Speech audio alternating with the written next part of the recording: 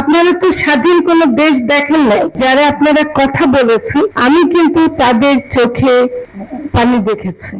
আপনারা এটা হয়েছেন বলে কিন্তু আপনাদের মধ্যে সেই আকাঙ্ক্ষাটা ছিল, আপনারা দেশকে এভাবে ফ্যাসিস্টের অধীনে থাকতে চাননি। আমার তো মনে হয় আপনাদের যে বয়স, আপনাদের বয়সের অধিকাংশ সময় তো গেছে এই ফ্যাসিস্টের অধীনে।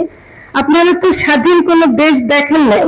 আপনারা ফলে আপনাদেরকেও কিন্তু এই কষ্টটা আপনারা পেয়ে এসছেন, যে যেখানে নাকি ফ্যাসিস্ট শাসনই ছিল, ফলে এর থেকে বেরিয়ে আসার আকাঙ্ক্ষা আপনাদের মধ্যে ছিল। আপনাদের কারণে কিন্তু আজকে যদি বিচার আদৌ করতে পারে, তাহলে এই ফুটেজ গুলো, আপনাদেরই করা রিপোর্ট গুলো কাজে লাগবে।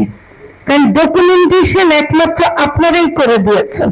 আপনাদের ছাড়া এখন বিচার করতে গেলে যে কথাটা বলা হয় যে প্রমাণ লাগবে এবং দৃশ্যমান প্রমাণ লাগবে, যেটা আপনি যুক্ত করলেন যে ফটো সাংবাদিকরাও, এই সাংবাদিকদের যে ভূমিকাটা, এটার কারণে আজকে যদি একটা শহীদ পরিবার একটু বিচার পায়, যেমন ইয়ামিনকে যেভাবে ইয়ে থেকে ফেলে দিচ্ছিল, এপিসি থেকে ফেলে দিচ্ছিল, সেই ছবিটা কে তুলেছে?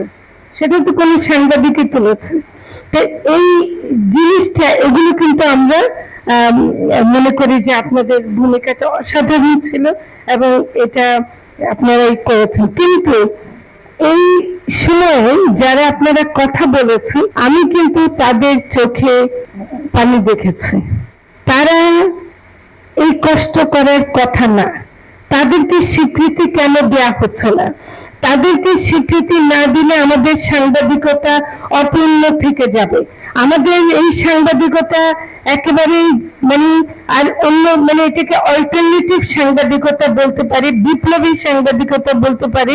এবং এখানে যারা আছেন তাদেরকে স্বীকৃতি না দেওয়ার কারণে তাদেরকে কোনো স্যালারির অধীনে বা কোনো সুযোগ সুবিধার অধীনে তাদেরকে আনা হচ্ছে না। আমার মনে হয় তথ্য মন্ত্রণালয়ের কাছে এবং যারা আপনার সাংবাদিক নেতৃবৃন্দ আছেন, আপনাদের একটা বড় ভূমিকা আছে যে আপনারা এই সাংবাদিকদের স্বীকৃতি আদায় করবেন। এবং সেটা করার ক্ষেত্রে কোনোভাবে আমাদের মতো কাউকে যদি আপনাদের পাশে দরকার হয়, আমি আপনাদের পাশে থাকবো।